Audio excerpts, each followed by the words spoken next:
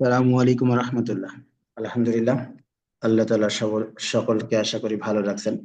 আমরা আজকে হযরত জি মাওলানা সাদ সাহেবের ফিলিস্তিন সহ গোটা দুনিয়ার মুসলমানদের বর্তমান পরিস্থিতি নিয়ে তাবলিগ জামাতের আমির অর্থাৎ হযরত জি যে বয়ান করছেন সেটাকে অনুবাদ করতেছি ইনশাআল্লাহ।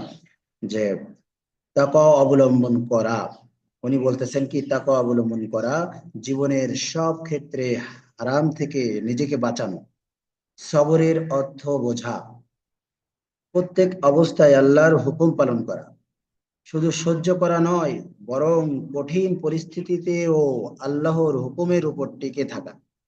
রোজা সবা রোজা হচ্ছে সবরের উদাহরণ, যেখানে ক্ষুধা ও পিপাসার কষ্ট সহ্য করে আল্লাহর হুকুম পালন করা হয়। দিন ত্যাগ করে যারা অবস্থার উপর সন্তুষ্ট থাকে তারা আল্লাহর কাছে জালেম হিসেবে বিবেচিত হয়। যারা তাকওয়া ও সবর অবলম্বন করে আল্লাহ তাদের জন্য এমন পথ খুলে দেন যা তাদের ধারণার বাইরে। আল্লাহ তাআলা গুনাহ হইতে বাঁচতে সাহায্য করেন, এমনকি যদি পরিস্থিতি প্রতিকূলও হয়। হযরত ইউসুফ আলাইহিস সালামের উদাহরণ দিয়ে বলেন, তিনি সবর ও তাকওয়ার মাধ্যমে কঠিন পরিস্থিতি মোকাবেলা করেছিলেন। বদলা না নিলে আল্লাহর পক্ষ থেকে দ্রুত সাহায্য আসে। আল্লাহর উপর ভরসা রাখা এবং তার ফয়সালার জন্য অপেক্ষা করা। সাহাবাদের সবরের সবচেয়ে বড় দৃষ্টান্ত হলো জবাব না দেওয়া এবং প্রতিশোধ না নেওয়া। আবারও বলতেছি, সাহাবাদের সবরের সবচেয়ে বড় দৃষ্টান্ত হলো জবাব না দেওয়া এবং প্রতিশোধ না নেওয়া। বর্তমানে মুসলমানদের মধ্যে প্রতিশোধ নেওয়ার প্রবণতা দেখা যায়, কিন্তু অন্যদের হেদায়েতের প্রতি আগ্রহ কম।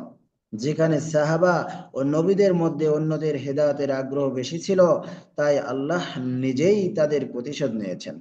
যদি মুসলমানদের অন্তরে হেদায়েতের জজবা থাকে তবে আল্লাহ সাহায্য করবেন। অনেকে সবর মানে শুধু সহ্য করা বোঝেন, কিন্তু এর আসল অর্থ আল্লাহর হুকুম মেনে চলা। এরকম সবরের কোনো মূল্য নেই, বরং তা জাহান্নামের দিকে নিয়ে যায়। চোরেরা যতই সবর করুক তাদের শাস্তি অনিবার্য। আল্লাহ তাআলা প্রত্যেককে এ কথা বোঝার ও আমল করার তৌফিক দান করেন। আর আমরা এই চ্যানেলের সাথে থাকার জন্য ইনশাআল্লাহ সাবস্ক্রাইব করব, পারলে একটা করে লাইক দিব এবং শেয়ার করব, যাতে বেশি থেকে বেশি মানুষ হযরত জি মাওলানা সাদ সাহেবের এই কথাগুলা শুনতে পারে। আল্লাহ তাআলা প্রত্যেককে আমল করার তৌফিক দান করেন। আমিন।